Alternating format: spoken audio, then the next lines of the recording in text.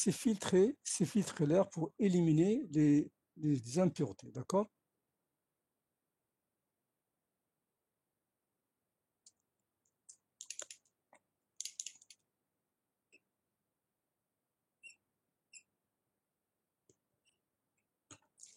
La filtration de l'air. Bien. Alors, voilà.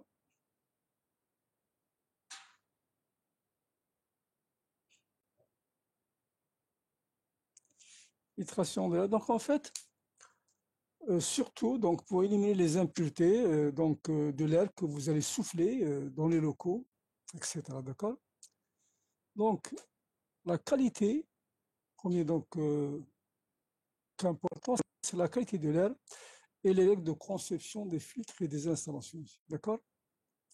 Donc, en fait, il faut quand même avoir un air qui est très pur, ou du moins très pur. Donc, en fait, il y a toujours des impuretés qui sont là. D'accord?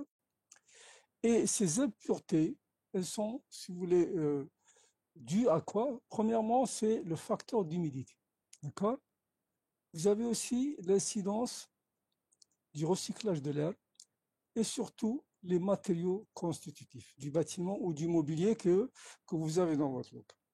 Alors, tous ces paramètres font que vous avez de l'air qui est pollué, vous avez des impuretés qui sont en suspension dans l'air. D'accord? Donc, vous avez, en fait, si vous avez par exemple de l'air qui est très pollué, ben, vous risquez d'avoir quand même disons des maladies, donc pour les gens qui occupent ces locaux, etc. Bien. Donc, en fait, le premier facteur, donc les facteurs liés à l'humidité de l'air, d'accord? Et donc, en fait, l'humidité de l'air, c'est responsable de deux types de pathologies, d'accord? En fait, celle qui sont légionellose, donc on l'appelle légionellose, d'accord? On l'appelle légionellose.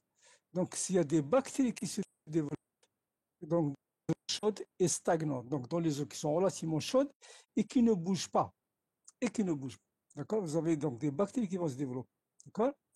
Donc, en fait, c'est surtout dans la distribution de l'eau chaude sanitaire, les tours de refroidissement réfrigérante, les laveurs à eau recyclée, d'accord? Les laveurs à eau recyclée. Alors, maintenant, donc, en fait, les principaux donc, paramètres concernant sur la légionellose, c'est la distribution de l'eau chaude. Donc, lorsque vous avez de l'eau chaude, d'accord, et stagnante, c'est-à-dire que ne bouge pas, d'accord, et stagnante. Donc, ça, c'est le premier paramètre. Vous avez les tours de refroidissement, d'accord. Alors, bon, on sait pourquoi on utilise les tours de refroidissement. Les laveurs à eau recyclée. Qu'est-ce que c'est qu'un laveur à eau recyclée, s'il vous plaît? Qu'est-ce que c'est qu'un laveur à eau recyclée? C'est quoi un laveur à eau recyclée? J'écoute, s'il vous plaît. Qu'est-ce que c'est qu'un laveur à eau recyclée?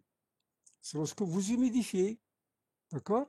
C'est lorsque vous humidifiez de l'air, donc vous injectez de l'eau, bien sûr, etc. Donc vous avez c'est un humidificateur généralement, d'accord?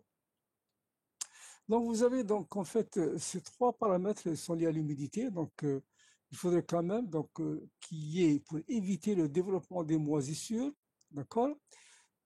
C'est quoi les moisissures? C'est quoi les moisissures?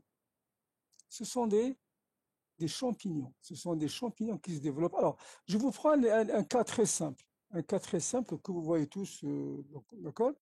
Lorsque vous avez des cabines de douche ou des douches. La douche, vous utilisez de l'eau chaude, d'accord? Vous utilisez de l'eau chaude. Et si vous regardez, par exemple, lorsque vous avez une mauvaise ventilation dans les salles de bain, vous voyez, par exemple, des plaques noirâtres qui apparaissent au coin, surtout lorsque vous avez les ponts thermiques. C'est pour ce qu'on appelle, si vous voulez, des moisissures, d'accord? Et c'est des champignons qui se développent lorsque vous avez une mauvaise ventilation dans vos locaux. Alors, ces moisissures ou bien ces champignons, ils sont responsables des affections respiratoires. Donc, vous avez des rhinites disons, qui peuvent surgir pour les gens qui occupent ces locaux. Et vous avez par la suite, bien sûr, si ça se complique, vous avez des asthmes qui peuvent disons, se développer chez les personnes. D'accord? Eh bien, qu'est-ce qu'on fait? Donc, en général, la prévention technique, c'est simple. Donc, on sait allumer toutes les possibles d'eau stagnantes. Donc, il ne faut jamais laisser de l'eau stagner à une certaine température, donc pour éviter le développement de ces bactéries ou de ces moisissures et avoir aussi une très bonne ventilation. D'accord? Avoir une très bonne ventilation, etc. D'accord? Donc aussi, ça c'est le premier paramètre. Le deuxième paramètre, c'est le recyclage de l'air. D'accord? Vous savez très bien que dans les installations de conditionnement d'air, on recycle. On recycle de l'air, donc pour une histoire, donc il y a des cas d'économie, des histoires d'économie. D'accord? Et lorsque vous recyclez de l'air, ben, l'air que vous recyclez, il vient par exemple d'un local qui vous avez peut-être des process, et ces process peuvent développer par exemple, si vous voulez, des bactéries, donc des polluants. Alors, si vous recyclez de l'air, ben, écoutez, ces polluants, ils vont se retrouver dans les gaines et dans les locaux, etc. Donc, il faut, donc les recyclateurs sont aussi, disons, responsables de polluants dans les locaux que vous avez. D'accord? Et les conduits, surtout les conduits et les canalisations intérieures. D'accord? Et donc, en fait, qu'est-ce qu'il faut faire? Il faut éviter à ce que ces polluants migrent dans les gaines ou soit, si vous voulez, souffler dans le locaux. D'accord? Bon, maintenant, lorsque vous avez, par exemple, le mobilier aussi, et donc le mobilier, surtout les murs, etc. Si vous avez par exemple des mobiliers et des murs, donc en fait vous avez des petites particules qui se propagent dans l'air ambiant et qui font que vous avez aussi des polluants, disons, qui se propagent. Alors bien sûr, dans certains, surtout les locaux tertiaires, donc vous avez des administrations, des bureaux d'études, etc., vous avez des machines, d'accord? Et ces machines, par exemple, vous avez des photocopieuses, vous avez des tireuses de plans, etc. En fait, vous avez, par exemple, si vous voulez, ces polluants, ce sont des gaz ou, qui s'échappent, d'accord? Donc, dans le locaux, et vous avez des polluants qui sont là, d'accord? Ah, maintenant, donc, en fait, ce qu'il faut savoir maintenant, c'est les règles de conception, d'accord, des installations où il faut choisir des filtres pour éviter à ce que les polluants soient soufflés dans le local ou bien éliminer une grande partie de ces polluants. D'accord? Bien sûr, donc les règles de conception, donc pratiquement la première règle, c'est que la prise d'air, donc l'air extérieur, la prise d'air extérieur neuf, elle ne doit pas être, si vous voulez, trop basse, près du sol. Il ne faut pas qu'elle soit trop près du sol. Donc, lorsque vous avez un sol, d'accord, vous avez certainement, donc en fait, si vous avez le sol qui est là, d'accord, ça c'est le sol. Ben, si vous placez par exemple votre CTA ici, hein, et que vous avez par exemple votre prise d'air neuf qui vient de si vous avez une distance qui est trop proche du sol, ben, écoutez, lorsque vous aspirez, vous allez aspirer aussi les polluants. Donc évitez de placer votre prise d'air trop proche du sol pour éviter à ce que vous, disons, vous aspiriez donc ces polluants. D'accord? Donc évitez donc une prise d'air neuf trop près du sol. D'accord? Donc en fait maintenant pour les centrales, disons, de climatisation, donc il faut, on limite donc l'entrée de l'air vicié et l'air pollué, d'accord? Il faut, et donc il faut que vous ayez par exemple des locaux techniques, d'accord? Et hermétiques. Donc il faudrait qu'ils soient en surpression, les locaux techniques soient en surpression. Même lorsque vous avez des CTR, vous avez des portes de visite. Donc des portes de visite, c'est des petites trappes pour voir un petit peu ce qui se passe à l'intérieur. Il faudrait que ces trappes soient hermétiques. Il ne faut pas qu'il y ait possibilité d'infiltration de l'air extérieur dans la centrale de traitement d'air, etc. D'accord?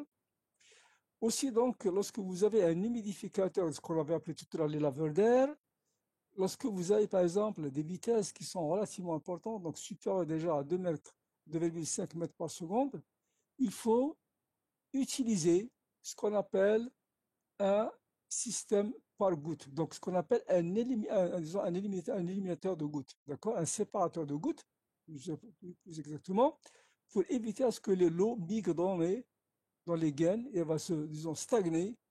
Vous allez avoir des développements de moisissures et bien sûr, si vous voulez, de contaminants. Alors, bien sûr, maintenant, qu'est-ce qu'on utilise pour éviter toute, disons, migration de ces polluants dans les gaines et dans les locaux? Il y a des règles de conception qu'il faut avoir. Premièrement, donc, on va utiliser les filtres. D'accord? On va utiliser les filtres. Donc, on diminue la concentration des particules dans l'air en utilisant des filtres. D'accord? Maintenant, on va voir quels sont les types de filtres qu'il faut utiliser. D'accord?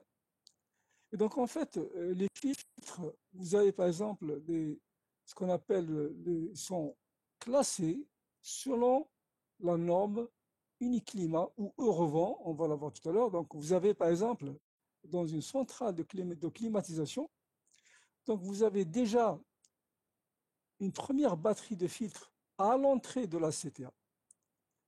Et ces filtres sont de classe Eurovent 6 ou Eurovent 7. On va voir leur classification tout à l'heure. D'accord? Ensuite, vous avez une deuxième rangée et cette fois-ci, c'est en sortie de la CTA. D'accord? Alors, ces filtres sont classés Euro 8, de Euro 8 et 13 selon, si vous voulez, les besoins que nous avons à avoir. D'accord? Donc déjà, qu'est-ce qu'il faut savoir? Les règles, il faut éviter à ce que vous placiez la prise d'air trop près du sol. Ça, c'est une chose. D'accord? Il faut utiliser aussi des filtres. D'accord? Donc, vous avez une première batterie de filtres à l'entrée. Donc, vous avez à l'entrée de votre CTA, d'accord? Et une deuxième batterie de filtres à la sortie de votre CTA. Donc, en général, si vous avez votre CTA qui est là, d'accord? Donc, déjà, vous devez utiliser une première batterie de filtres. D'accord? Ça, c'est un filtre à l'entrée. D'accord? Vous avez l'air neuf qui est là. D'accord? Mais ensuite, qu'est-ce qu'il faut aussi avoir?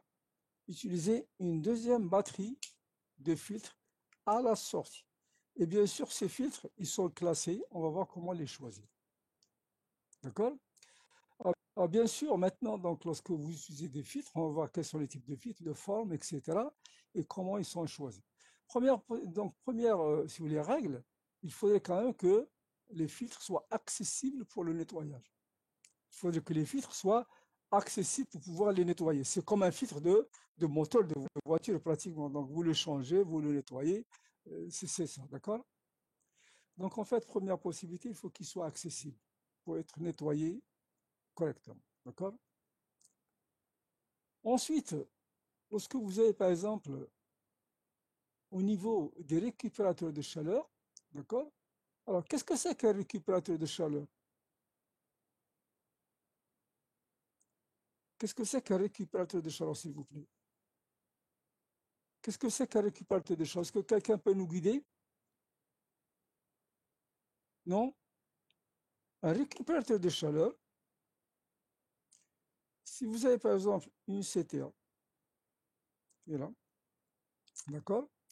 En principe, qu'est-ce que vous allez faire? Vous allez avoir de l'air neuf qui vient de l'extérieur, d'accord? Ensuite, vous avez de l'air qui est extrait, d'accord? Vous avez de l'air qui est extrait comme ça, d'accord? Ok? Ensuite, normalement, vous le rejetez vers l'extérieur. Donc, si vous avez par exemple les locaux qui sont là, d'accord? Zone acclimatisée, d'accord? Là, qu'est-ce que vous allez faire? Vous allez le rejeter carrément. Donc, vous alimentez ça et vous allez le rejeter. Bon, ça, c'est une perte. Donc, en fait, ça, c'est là qui est extrait. D'accord? Etc. Alors, qu'est-ce qu'on fait en général? Donc, en fait, on fait déjà un recyclage et on fait aussi une récupération de chaleur. D'accord? On fait une récupération de chaleur. La récupération de chaleur, ça consiste à quoi? Donc, au lieu de rejeter cette terre directement vers l'extérieur, on a un échangeur de chaleur qui se met ici. D'accord? On a un échangeur de chaleur à plaque. D'accord? Et qu'est-ce qu'on fait à ce moment-là? L'air que vous avez ici, l'air que vous avez ici, d'accord? Ben écoutez, qu'est-ce qu'on fait? Donc en fait, avant de l'admettre dans la CTA, vous ramenez par exemple l'air neuf que vous avez ici, extrait, pardon, vous le ramenez de ce côté, d'accord? Et donc en fait, qu'est-ce que vous faites? Qu'est-ce que vous faites? Cet air que vous avez, cet air que vous avez, il va échanger la chaleur avec l'air qui vient. Donc vous allez avoir de l'air qui vient comme ça, d'accord? Et cet air, c'est lui que je prends et je le mets ici, donc qui est extrait. Il va dans ce sens, il va échanger de la chaleur et ensuite je le rejette vers l'extérieur. Ça, c'est de chaleur, d'accord? Alors, bien sûr, il y a différents types de récupérateurs de chaleur. Vous avez par exemple des récupérateurs de chaleur à plaque. Vous avez aussi donc un échangeur RR, donc vous avez échangeur RO, ça dépend de ce que vous avez, d'accord? Et là, il faut quand même éviter, surtout dans les roues, donc vous avez disons, des récupérateurs de chaleur à roues, d'accord? Et ça, il y a risque de contamination, donc il faut éviter quand même que cet air que vous extrayez surtout de ce côté-là, si vous avez un process contaminant, il ne faut pas qu'il pollue l'air lorsque vous le faites passer à travers la CT, d'accord? Bien. Maintenant, on va voir maintenant l'étude donc en fait générale de la filtration, comment la filtration se fait, d'accord? Et la classification de cette filtration. OK? Donc maintenant, on va voir classification, donc en fait, donc des catégories des différents matériels et les catégories de base que nous avons. D'accord? Alors, vous avez donc en fait le premier élément, c'est les systèmes et procédés de filtration de l'air. D'accord? D'accord? Ensuite, vous avez ce qu'on appelle aussi donc les systèmes et procédés d'épuration de l'air. D'accord? Alors, ce sont des choses différentes. Ce sont des choses différentes entre la filtration et l'épuration. D'accord? Alors, la filtration, c'est quoi? C'est tout simplement, c'est tout simplement éviter à ce que les particules, d'accord, que vous avez, donc les polluants, d'accord, soient donc transmises dans le local en utilisant un tamisage. Donc un tamisage, c'est des filtres, donc pour voir un petit peu, donc pour ne pas laisser les polluants, on les arrête. Et bien sûr, disons que cette filtration et les fonctions, comme on va le voir par la suite, de la taille de ces polluants, d'accord? Parce que c'est des particules qui sont ultra fines, qui sont en suspension d'air. Donc tout dépend de la taille de ces polluants. Donc on les filtre, on les arrête. On les arrête. D'accord? Et donc en fait, on a un certain pourcentage. Donc regardez un petit peu. Donc si vous avez par exemple, de l'air qui est pollué ici, d'accord? OK? Alors, vous le faites passer à travers un filtre, ça c'est un filtre. Ben, lorsqu'il passe, même, il est moins pollué. Donc ici, l'air est moins pollué qu'à l'entrée que vous avez. OK? Il est moins pollué. Donc c'est le filtre qui arrête toutes ces particules, donc transmission de ces particules vers les locaux ou dans les gaines que vous avez. D'accord? Ça, c'est le procédé de filtration. Donc selon la taille et selon leur poids aussi. D'accord? Maintenant, les systèmes d'épuration de l'air. D'accord? Les systèmes d'épuration de l'air. Donc, en fait, ça, c'est un autre procédé. Ce n'est pas uniquement éliminer les impuretés physiques ou chimiques, mais en fait, il faut éliminer les éléments biologiques susceptibles de nuire à l'organisme humain. D'accord? C'est les bactéries, etc. D'accord? Et ça, donc, vous avez une filtration et aussi on peut avoir une épuration. Et ça, c'est surtout, par exemple, dans le milieu hospitalier. Donc, on est toujours obligé donc, d'avoir une filtration plus une épuration de l'air. D'accord? Donc, on va voir maintenant donc, la classification et comment on choisit, si vous voulez, disons les filtres.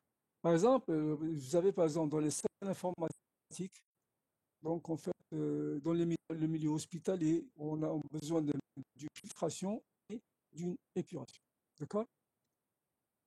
Donc, en fait, bon, donc les fonctions des filtres, la première fonction, c'est protection de l'organisme humain, bien sûr, protection des produits et des machines que vous utilisez, d'accord?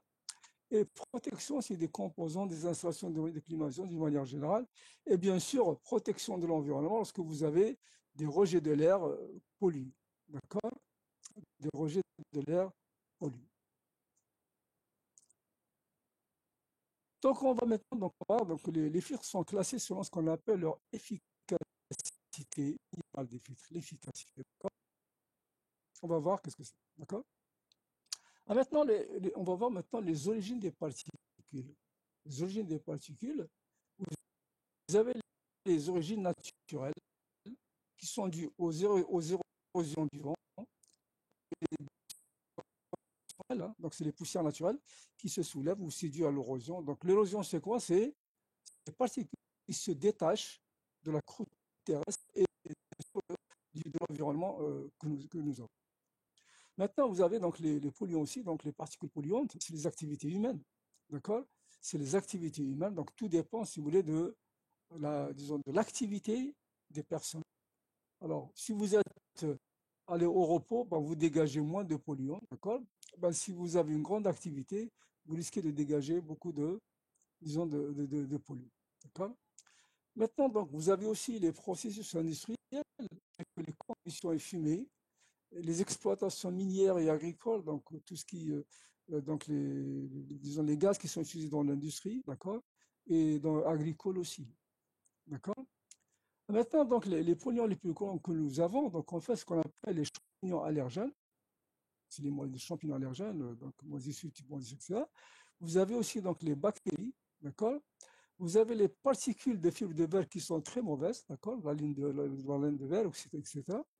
Vous avez les fumées de tabac, les monoxydes de carbone et les gaz qui se trouvent.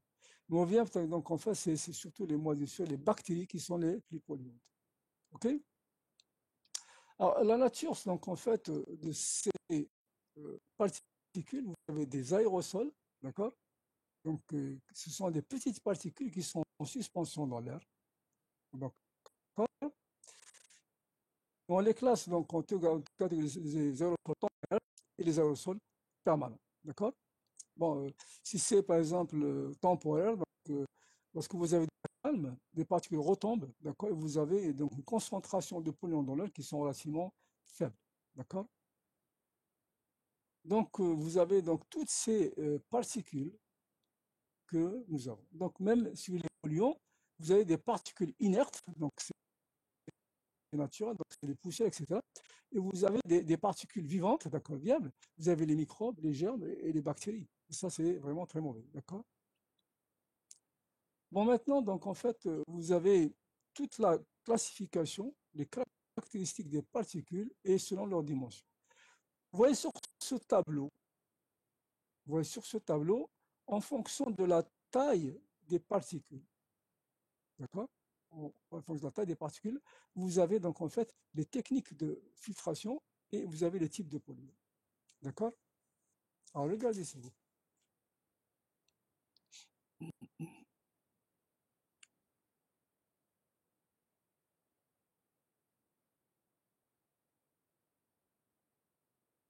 Alors,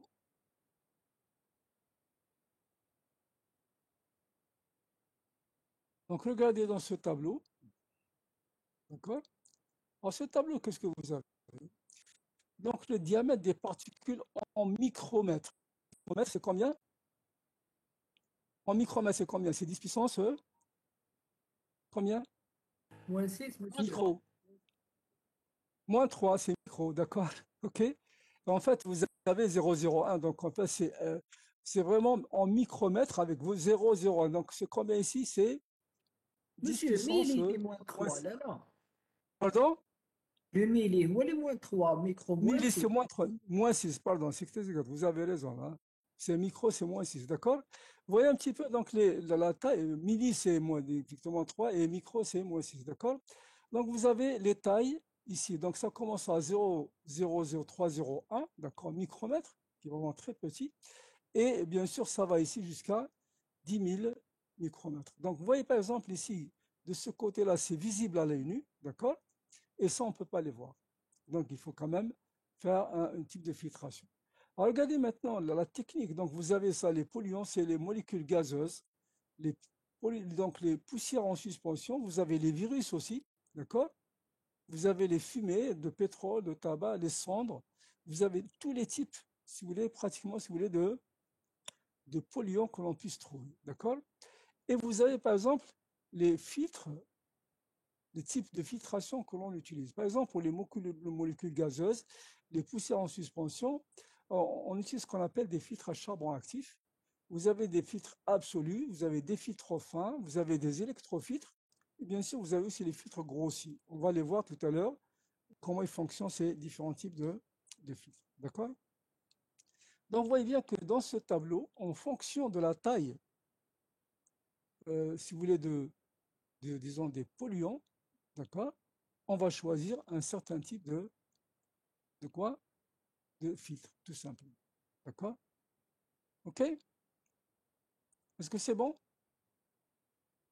Alors, vous voyez bien, par exemple, ici, hein, vous êtes à 1000 micromètres. Vous avez, par exemple, la taille, c'est 1 millimètre. Bon, c'est toujours visible à l'œil nu, d'accord? OK?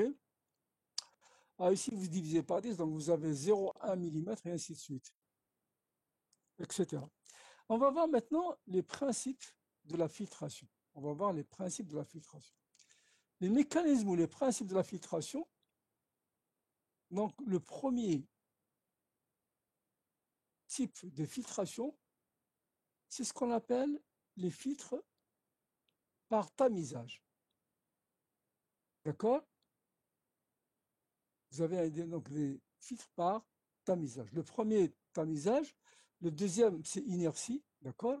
Le troisième, c'est interception. Et le quatrième, c'est la diffusion. On va voir, disons, mécanisme par mécanisme.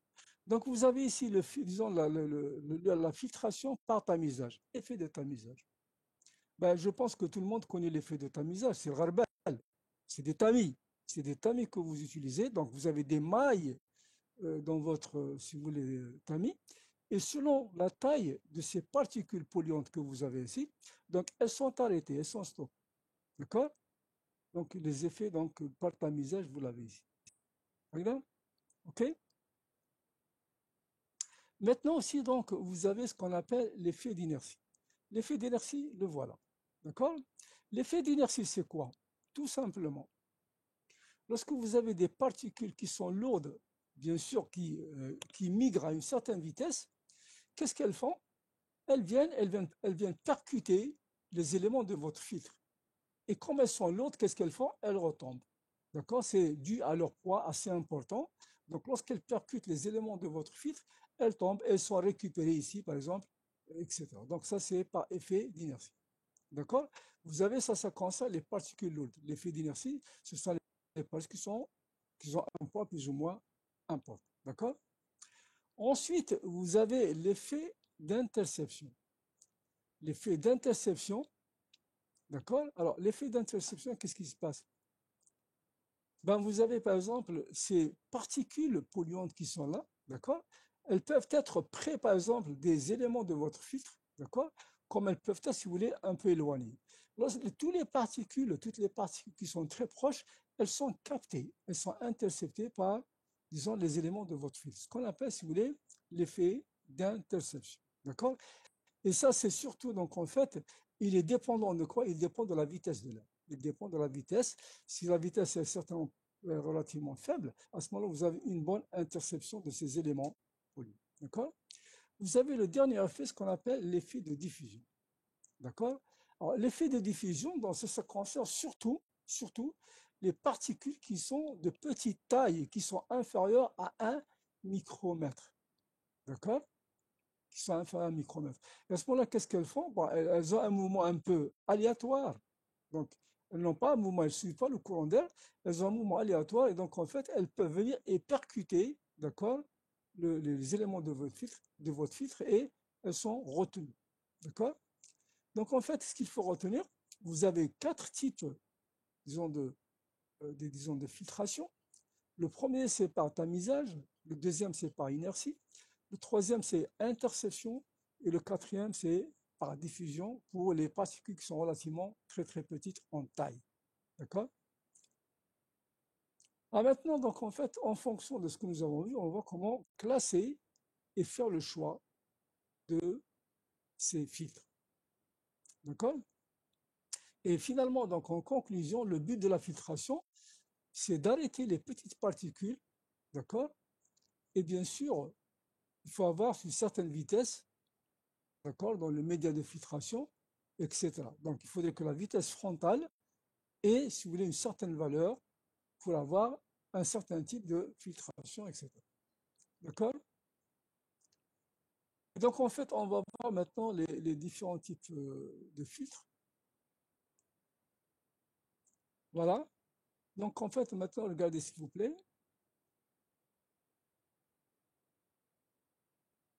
Ce tableau que vous avez. Ce tableau que vous avez, d'accord? Vous avez maintenant les filtres. Les filtres. La nature, vous avez ce qu'on appelle un tricot métallique. Qu'est-ce que c'est un tricot métallique? C'est comme enfin, les tamis que nous utilisons chez nous. Donc, c'est des mailles, d'accord, en métal, d'accord, qui sont planes, d'accord, et vous avez, si vous voulez, une certaine, si vous voulez, un certain, donc en fait, maille de votre tricot métallique, d'accord, et on voit que la vitesse ici, il ne faut pas qu'elle soit très importante, d'accord. Il faudrait que la vitesse frontale qui arrive sur le filtre, elle doit être de 1 à 3 mètres, et dans le média, dans le filtre lui-même, bien sûr, c'est toujours la même vitesse, etc. Alors, en fait, vous avez des fibres métalliques dont le diamètre de ces filtres, vous avez à peu près 0,30 mm. D'accord? OK? Alors, bien sûr, ces filtres, ils peuvent être secs ou huilés. Bon, huilés, ce n'est pas notre cas dans la ventilation de conditionnement d'air. D'accord? Alors, bien sûr, ça, c'est l'emploi, c'est des filtres grossiers, ce qu'on appelle la préfiltration grossière. D'accord? Pour arrêter les particules qui ont, disons, une dimension supérieure à 10 micromètres. D'accord? Vous avez aussi des filtres, des fibres de verre, donc c'est des filtres plans. Donc au lieu que ce soit métallique, vous avez qui sont en verre, d'accord? Et vous avez toutes les caractéristiques qui sont ici. Donc toujours filtration grossière, etc. D'accord? Vous avez ensuite des filtres pré-synthétiques. C'est ce qu'on appelle du plastique peut-être. Donc vous avez les petits, comme les cordes que nous utilisons. Donc vous avez donc la vitesse, elles sont relativement faibles. Et bon, c'est ce qu'on appelle une préfiltration. Donc elle est un peu plus importante, d'accord, par rapport aux filtres grossiers que nous avons. Maintenant, vous avez aussi les filtres ondulés. On voit qu'est-ce que c'est. Les filtres multiplans. Les filtres à poche qui sont utilisés donc très couramment dans la climatisation, dans la ventilation. On voit tous ces. Donc, c'est toujours la préfiltration, etc. D'accord? Ensuite, donc, vous avez les filtres à poche moyenne et haute efficacité. D'accord? Qu'on va voir tout à l'heure. Vous avez aussi les filtres plissés, plis profonds, petits plis, etc. Donc, c'est toujours moyenne et haute efficacité. D'accord? Maintenant, vous avez aussi les filtres plissés, plis profonds et petits plis. Alors, ce qu'on appelle les filtres absolus ou HEPA. HEPA, d'accord? Donc, vous avez la classification de ces types, si vous voulez, de filtres. On va voir leur classification tout de suite. Donc, premièrement, la caractéristique des filtres. Comment on caractérise un filtre? Alors, regardez, s'il vous plaît. Donc, un filtre, il est là. Donc, c'est un média qui va arrêter les particules. Donc, vous avez de l'air qui va venir de ce côté, pollué, d'accord? Il va avoir une certaine quantité de polluants. Ça, c'est le filtre. Et bien sûr, il va ressortir de ce côté, d'accord? Avec, si vous voulez, de l'air moins pollué, donc filtré, si j'ose dire. En fait, qu'est-ce qui va se passer? Qu'est-ce qui va se passer? On a défini ici, donc, l'élément, donc les quantités I, ici, avant le filtre, d'accord? Avant le filtre. Donc, on a défini la quantité R dans le filtre et on a défini la quantité émergente qu'on appelle E après le filtre. C'est trois quantités. D'accord? OK? Et donc, en fait, en fonction de ce que nous avons, donc vous envoyez une certaine quantité de polluants. Une partie, elle est retenue, d'accord, ici, et une partie, elle est, si vous voulez, émerge de l'autre côté. D'accord? Donc, c'est la quantité incidente, quantité retenue et quantité émergente après le filtre. Donc, vous voyez bien qu'à partir de ces trois éléments, d'accord, on définit le rendement du filtre, d'accord? On définit le rendement du filtre ici en fonction de ces trois quantités. D'accord? En fonction de ces trois quantités. Donc, en fait, le rendement, comme vous voyez ici, il est en pourcent. C'est égal à 100, d'accord? Multiplié par I, c'est la quantité de poussière, de polluants incidents, moins la quantité de polluants émergente divisé par la quantité de polluants, si vous voulez, incidents. Ça, c'est le rendement. Ensuite, on définit la perméance du filtre, qui est toujours en pourcent, d'accord? C'est 100 multiplié par la quantité, disons, de polluants émergents sur la quantité de polluants incidents. Ensuite, on définit le troisième paramètre d'un filtre, c'est le coefficient d'épuration, CE, qui est le rapport entre disons, la quantité de polluants incidente sur la quantité de polluants émergentes après le filtre. D'accord? Voilà un petit peu donc comment on classe ces filtres. C'est bon, c'est OK, s'il vous plaît? Maintenant, regardez, donc vous avez en fait les différents types de filtres, d'accord? Si vous voyez ici, d'accord? Pardon. Donc si vous voyez ici, donc vous avez ici donc le rendement, leur perméance et le coefficient d'épuration que nous allons voir ici. D'accord? Alors bien sûr, vous avez des rendements de 80%. D'accord? Alors, ensuite, qu'est-ce que nous avons? Les 20%, c'est quoi? C'est quoi les 20%? Regardez. Donc, vous avez les 20%, donc c'est la perméance. Ensuite, le coefficient d'épuration. D'accord? Donc, vous avez ici quoi? C'est quoi ça? Le rendement. D'accord? Ici, vous avez la perméance. Et ici, vous avez quoi? Le coefficient d'épuration. D'accord? Ben, en fait, vous avez par exemple un rendement de 80%, donc vous avez une perméance de 20, d'accord? Et vous avez donc un coefficient d'épuration de 5%, d'accord? Regardez maintenant, s'il vous plaît. Donc, on part des rendements de 80 et on arrive à 99,9998. D'accord? Ben, vous allez me dire, oui, c'est bien beau, mais comment on va arriver à ces 99,99? Ben, ça existe, d'accord? Ça existe. Donc, vous avez donc la perméance qui est ici, vous avez donc le coefficient d'épuration que nous avons ici. Vous voyez bien, par exemple, que 80%, hein, c'est pas loin de 80, de 100% pratiquement, d'accord? Et donc, on va voir maintenant la classification, d'accord, de ces filtres et comment nous allons les choisir. Alors, s'il vous plaît, donc vous avez le rendement, la perméance et le coefficient d'efficacité. Donc, vous avez l'efficacité que vous avez ici, d'accord? Alors, qu'est-ce que vous voyez ici? Donc, on dit toujours que le coefficient d'épuration, le CE, c'est le paramètre le plus représentatif des trois, donc le rendement et la permanence, d'accord? C'est le coefficient CE qui est très important. Et donc, en fait, l'efficacité d'un filtre que vous avez ici, d'accord? Et varie en fonction des particules de type, du type de particules que nous devons éliminer, d'accord? Et maintenant, un filtre pour le classer, il faut faire des tests dessus. D'accord? Il y a des méthodes de classification, donc de tests sur ces filtres. La première méthode, c'est ce qu'on appelle la méthode gravimétrique. D'accord? Ensuite, c'est la deuxième méthode, c'est la méthode opacimétrique. D'accord? Ensuite, c'est troisième méthode, c'est la méthode photométrique. Et la quatrième méthode, c'est la méthode fluorimétrique. Donc, c'est 4 procédés. D'accord? Il faut bien les retenir. Donc, gravimétrique, opacimétrique, photométrique et fluométrique. Lorsque vous faites un choix, d'un filtre, d'accord, vous êtes obligé tout le temps de spécifier la méthode de test utilisée pour les filtres que nous avons. D'accord? Donc, vous avez le classement des filtres que vous avez ici, d'accord?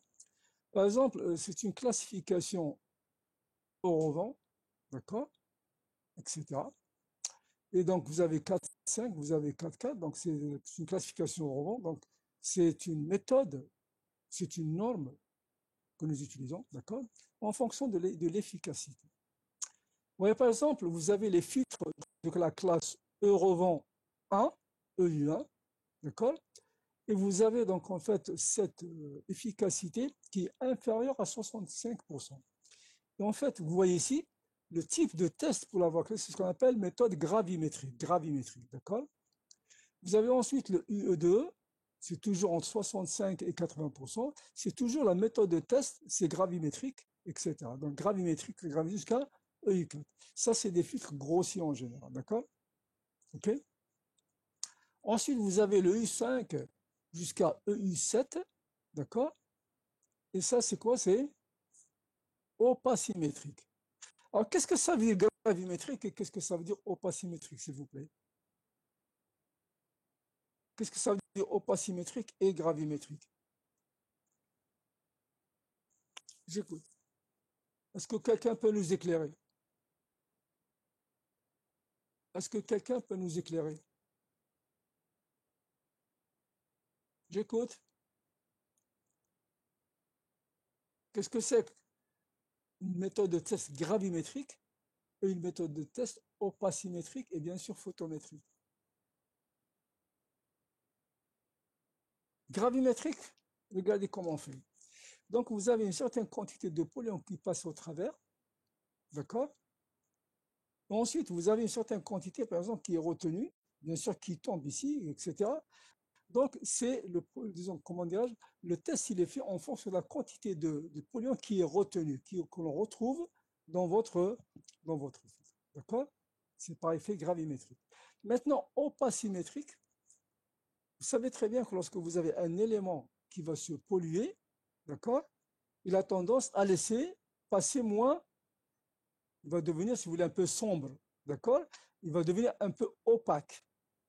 Alors qu'au départ, il était par exemple peut-être transparent, donc vis-à-vis des polluants, bien sûr, il va devenir opaque. Donc en fait, il va devenir opaque et ce qu'on appelle méthode opacimétrique. On voit un petit peu donc le filtre, la quantité par exemple de lumière qui passe au travers.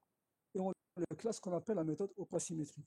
Ensuite, vous avez une méthode photométrique, ça c'est le domaine donc, de l'optique, d'accord, pour tester les tests, pour tester pardon, les filtres en fonction de la quantité de polluants qu'ils retiennent, etc. D'accord? Et vous voyez bien maintenant, donc en fait, plus le filtre est efficace, on arrive à par exemple à 99,99 et vous avez donc supérieur à 80,9, donc c'est toujours la méthode photométrique qui est utilisée pour tester ces filtres-ci. D'accord?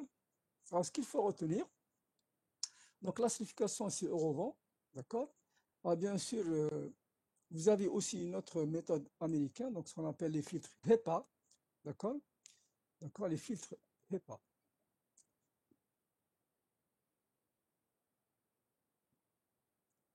D'accord?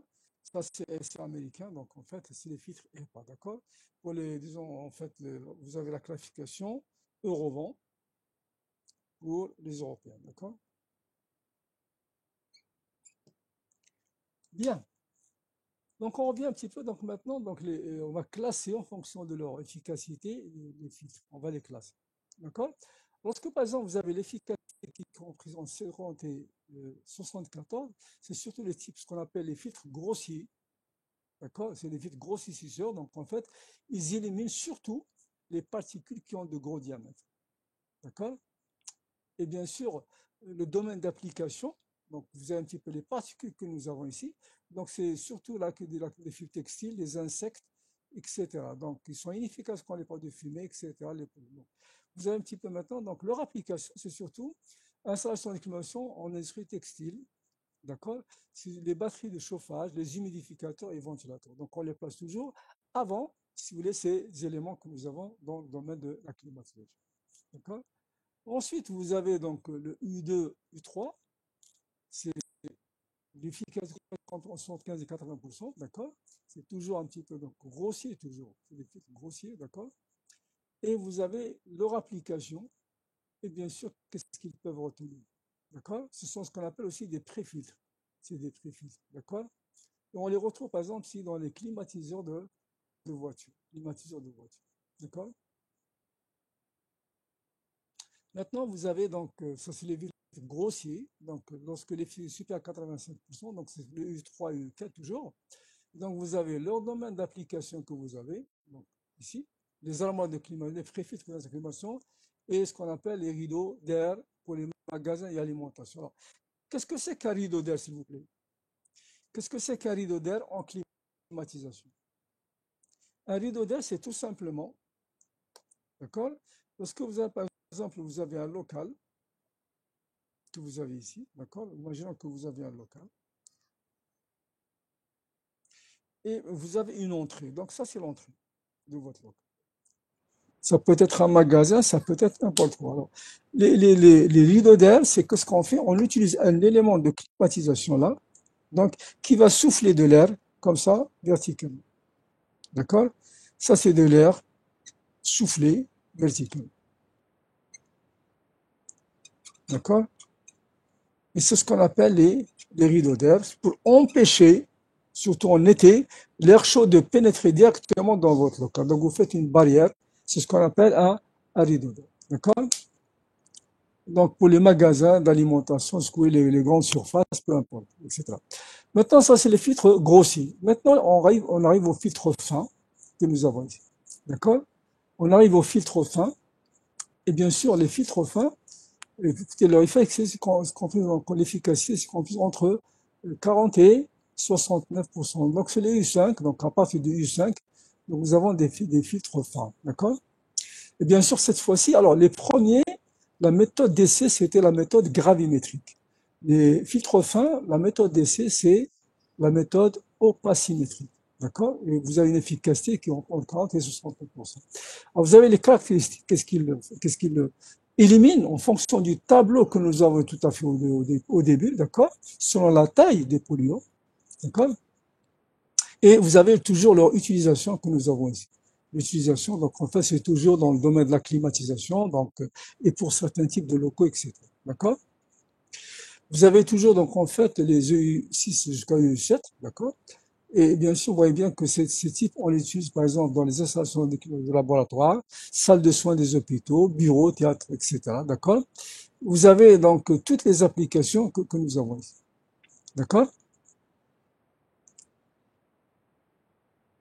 On arrive maintenant, toujours les gros, disons les filtres toujours fins, d'accord, jusqu'à U9. Vous avez toujours les domaines donc d'application. Vous avez les salles blanches. Alors, qu'est-ce que c'est qu'une salle blanche, s'il vous plaît? Qu'est-ce que c'est qu'une salle blanche? Qu'est-ce que c'est qu'une salle blanche? C'est quoi une salle blanche? Elle n'est pas peinte en blanc, hein.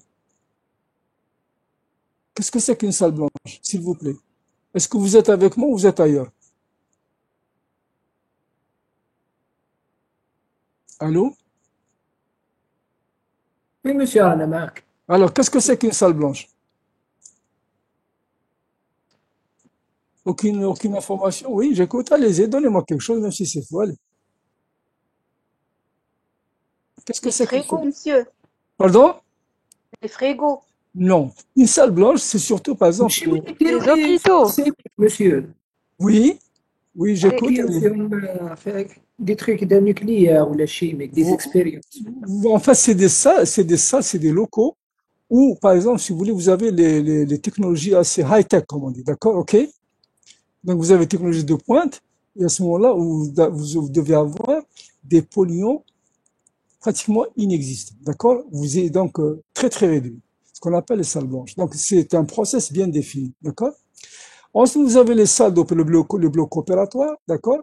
Et vous avez donc la stérilisation, le code de stérilisation, les sas d'accès dans ces salles, les laboratoires pharmaceutiques. Voilà, donc vous avez les classes que vous devez utiliser, les classes de U jusqu'à U9. Et ça, c'est des filtres fins. Maintenant, on passe au dernier type. Donc, vous avez les filtres ultra fins. D'accord? Les filtres ultra fins, la méthode d'essai, c'est photométrique et fluorométrique. D'accord? Ça, c'est un procédé donc chimique, etc. Donc, vous pouvez, donc, que vous avez. D'accord? Ensuite, vous avez, donc, c'est les classes de 80 jusqu'à 94, et c'est la classe U9 jusqu'à U10, etc. Ensuite. Alors, vous voyez bien maintenant que ça, c'est jusqu'à 94%, d'accord? Vous avez toutes disons, leur utilisation, donc les salles, donc les locaux industrie électronique, photographique, etc. Les salles de climatisation, salle blanche, salle d'opération, etc. D'accord? Vous avez le E10 jusqu'à U11, donc vous avez aussi toujours disons, leur utilisation dans les centrales nucléaires, etc., le high-tech, d'accord? Donc, vous avez le dernier, donc en fait, les U, donc 99,87%, d'accord? et jusqu'à E12, jusqu'à E14, et ça, c'est pratiquement, si vous voulez, ce qu'on veut, d'accord? C'est surtout, par exemple, donc en fait, des laboratoires, vous avez des bactéries, donc laboratoires bactériologiques, etc., d'accord? Et ça, il faut faire des centrales nucléaires en utilisant des filtres de haute efficacité, d'accord? Ah, maintenant, on va voir les différents types de technologies de ces filtres, d'accord? La première catégorie ici, donc vous avez la théorie des filtres, donc vous avez le premier, c'est ce qu'on appelle les catégories de filtres en cellules. D'accord? Les catégories de filtres en cellules, que vous voyez ici. D'accord? C'est juste un cadre. C'est juste un cadre en bois avec un tamis que vous voyez ici. Ça, c'est des tamis. Vous avez ici un cadre en bois. Donc, c'est juste, comment dire, une, un cadre en bois que vous installez ce qu'on appelle des filtres en cellules. Vous avez différentes cellules, une, deux, trois, quatre ici, avec un cadre. Donc, on les introduit comme ça. Je vois donc les cellules, tu as les abeilles, tu as les cires d'abeilles qu'on utilise. C'est à peu près la même chose. D'accord? Ensuite, vous avez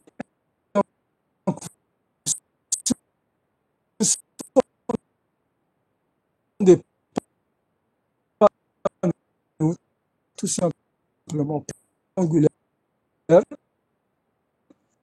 qui sont des débits réduits de 600 à 2500 mètres cubes par heure. D'accord? Alors, bien sûr, la matière, c'est quoi? La matière, c'est quoi?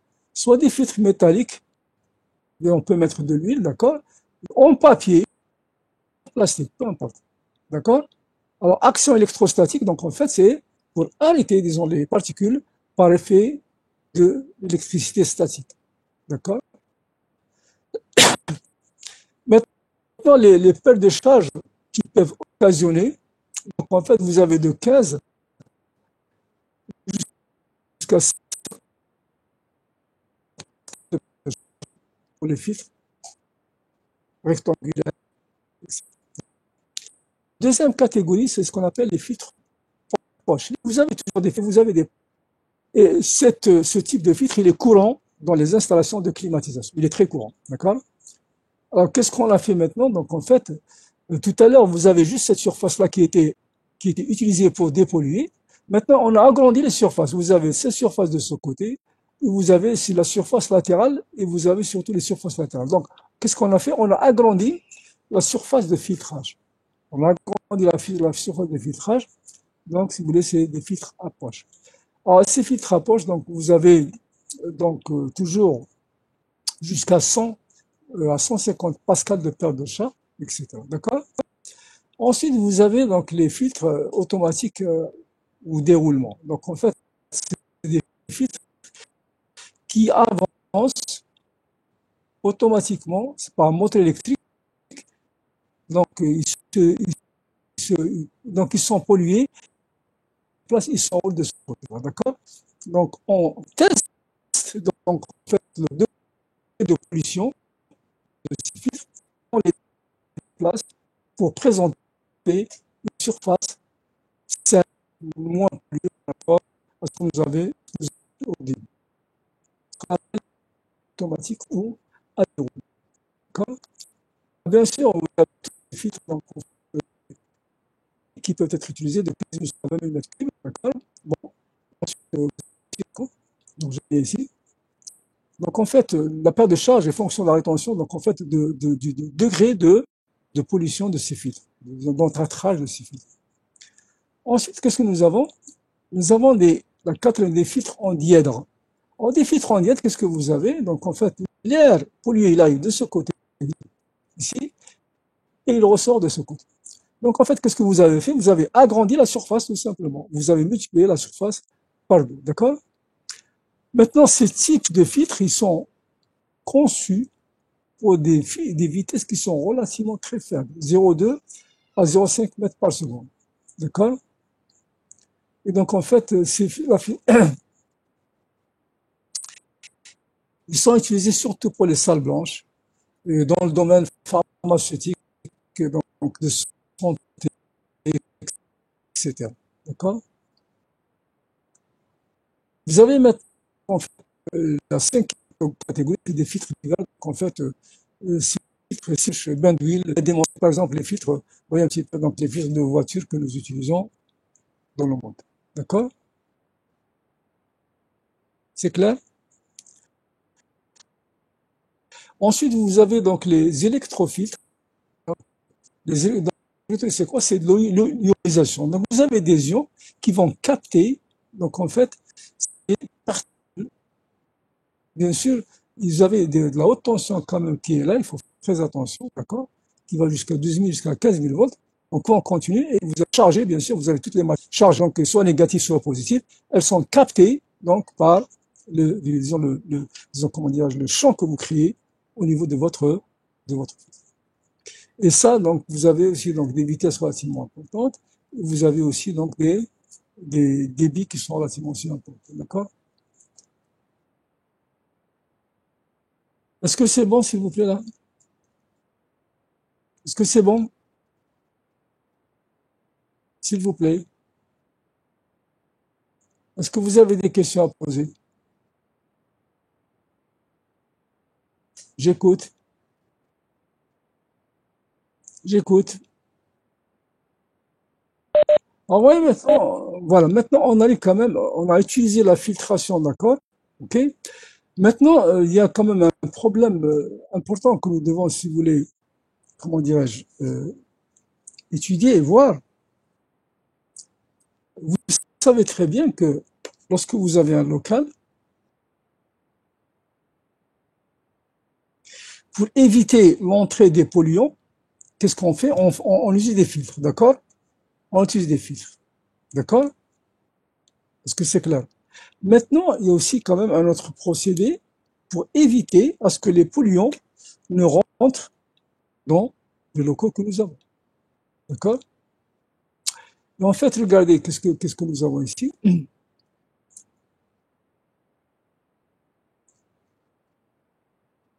C'est la surpression des locaux. C'est la surpression des locaux. Alors, qu'est-ce que ça veut dire surpression des locaux? Donc, si j'ai par exemple des locaux l'un à côté de l'autre, d'accord? Qu'est-ce que je vais faire? Je vais maintenir par exemple un local précis, soit en surpression, soit en dépression. Donc, vous avez de l'air neuf qui arrive de ce côté, d'accord? Donc vous le soufflez. Donc par exemple, si je veux éviter qu'il y ait des polluants qui rentrent dans ce local par le biais de ces locaux, soit adjacents, soit de l'extérieur que j'ai ici. Pour maintenir une certaine pression positive à peu près jusqu'à plus 20 pascal dans ce local par rapport à ce local. D'accord? Et ce local lui-même, par rapport à l'extérieur, il est surtout en surpression. Donc, vous avez par exemple, l'extérieur c'est neutre, donc c'est zéro. Vous avez ce local qui est important, donc vous devez le maintenir à plus 20 pascal pour éviter à ce que les pôles ne rentrent de ce côté et ne rentrent de ce côté. Tout ce que vous avez, ils vont dans ce sens, mais pas dans ce sens. Donc, on peut maintenir donc en fait les locaux en surpression. D'accord? Donc, voilà un petit peu donc comment dirais-je, une petite application donc en fait d'une ventilation avec les filtres que vous devez utiliser, etc. D'accord? Ok? Et donc en fait vous avez donc un filtre ici donc jusqu'à si vous voulez 60%, ici donc 50%. Vous avez donc un filtre opaque, d'accord? Donc à l'entrée, au niveau donc vous avez des locaux, en fait des espaces de travail. Vous devez utiliser des filtres de 99,9%, donc photo. Donc, qu'est-ce que c'est? Donc, c'est photométrique. D'accord? Donc, vous voyez un petit peu la position des filtres que nous devons avoir, etc. Maintenant, lorsque je prends, par exemple, une centrale de climatisation, d'accord? Donc, vous avez, par exemple, l'entrée de l'air qui se fait ici. Alors, à l'entrée, vous avez un préfiltrage, donc classe moyenne. Donc, vous avez des filtres de classe UE3 jusqu'à UE4, d'accord? Et ensuite, en sortie, vous devez avoir, par exemple, un filtre absolu, d'accord? De la classe U11 jusqu'à U14 qui doivent, si vous voulez, avoir une certaine efficacité assez importante. D'accord? Et aussi, il faut quand même que vous ayez une surpression par rapport à ça. Donc ça, doit être positif.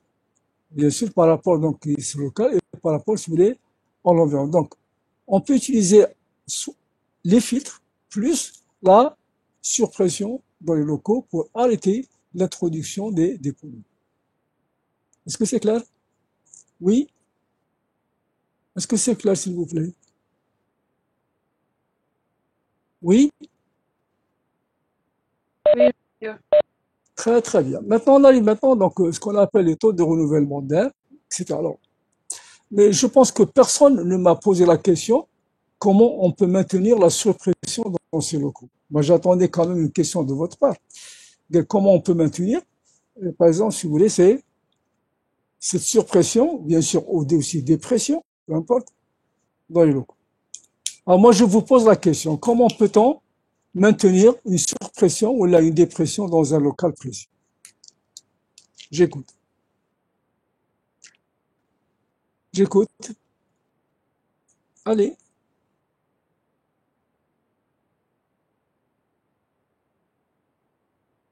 Personne n'a la réponse,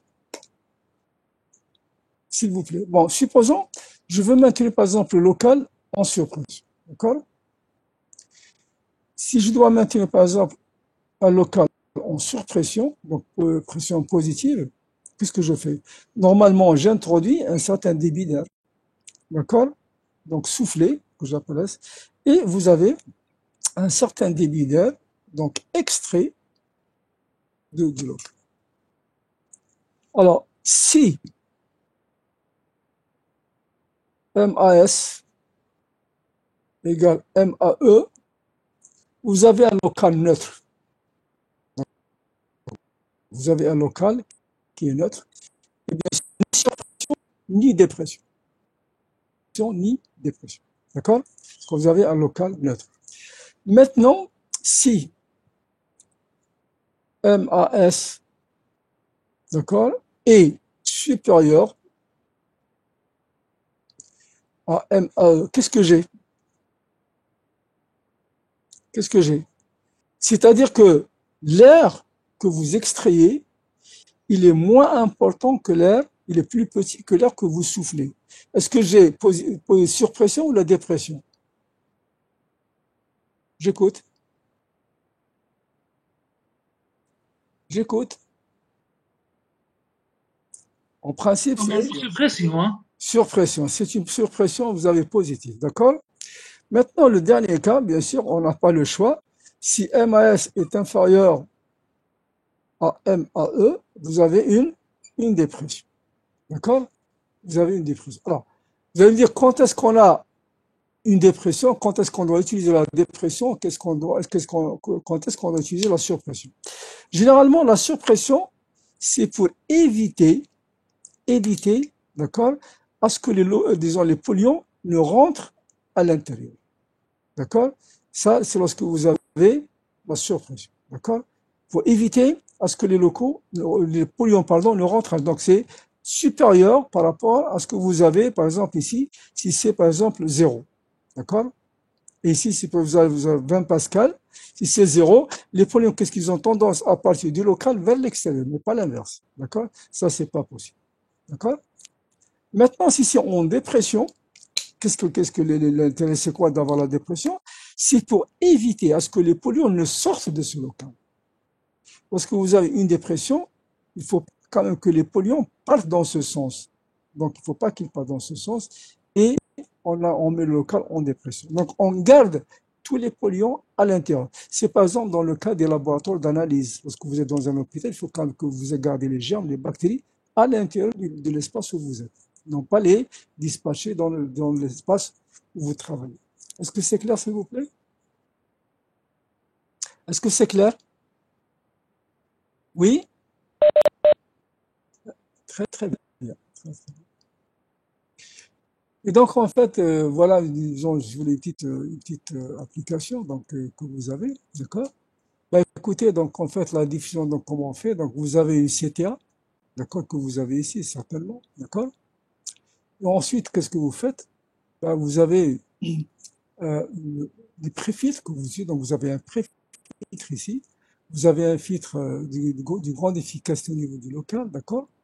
Ensuite, qu'est-ce que vous faites? Bah, écoutez, donc, vous maintenez ce local en surpression, d'accord? Pour éviter, et bien sûr, c'est par rapport à ce local. Vous vous avez éventuellement une application, donc vous faites un recyclage, vous reprenez de l'air et que vous soufflez dans le local lui-même, bien sûr, en le filtrant comme il se doit, d'accord? Donc voilà ce qu'on appelle, si vous voulez, les utilisations de ventelles en surpression, c'est ça.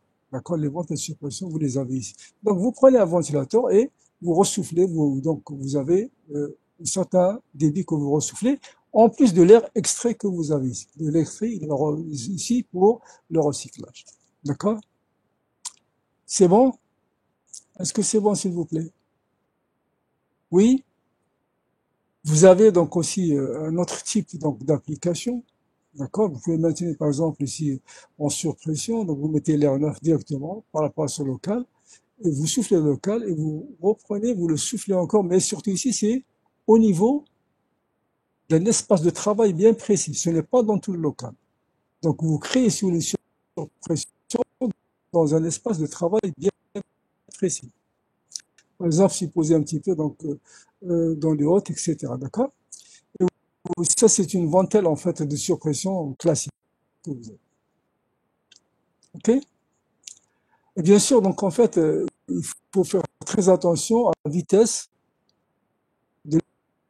Ça, c'est des vitesses importantes. Et lorsque vous avez, par exemple, si vous avez des espaces de travail disons, individuels, il faut éviter à ce que les vitesses soient importantes. Donc, vous utilisez un flux laminaire. Vous avez les applications que vous avez ici, tout simplement. D'accord? Mais je pense quand même qu'on a fait un petit peu le tour. Donc, pour, comment dirais-je, la filtration, le but de la filtration, la classification des filtres et comment se fait le choix des filtres. D'accord? Comment se fait le choix des filtres? Donc, en fait, vous avez donc les traitements d'air, donc les blocs opératoires, ça c'est des applications, d'accord? Bien sûr, maintenant, ça c'est important. Donc, la climatisation des espaces de santé, d'accord? Alors, les espaces de santé classés en 4 zones. Donc, vous avez la zone à risque faible, la risque moyen, vous avez le risque, vous avez le très haut risque. Ça, c'est les 4 principales classifications des zones à risque dans les espaces de santé. D'accord? Et bien sûr, maintenant, donc, en fait, vous avez donc les facteurs qui sont ici, disons, en fait, comment les choisir, etc. D'accord? Ça, je vous envoie un document là-dessus pour avoir la classification et quels sont les types de systèmes de climatisation que l'on doit utiliser et les types de fils que l'on doit utiliser dans chaque zone que vous avez. OK? Bah, donc ça c'est tout surtout donc en fait le domaine hospitalier. Donc vous avez donc ici les blocs opératoires. Donc comment protéger donc les personnes et surtout les malades. Comment il faut faire, d'accord? Donc ça c'est des applications que nous avons. Est-ce que vous avez des questions à poser, s'il vous plaît? Est-ce que vous avez des questions à poser, s'il vous plaît? J'écoute. J'écoute.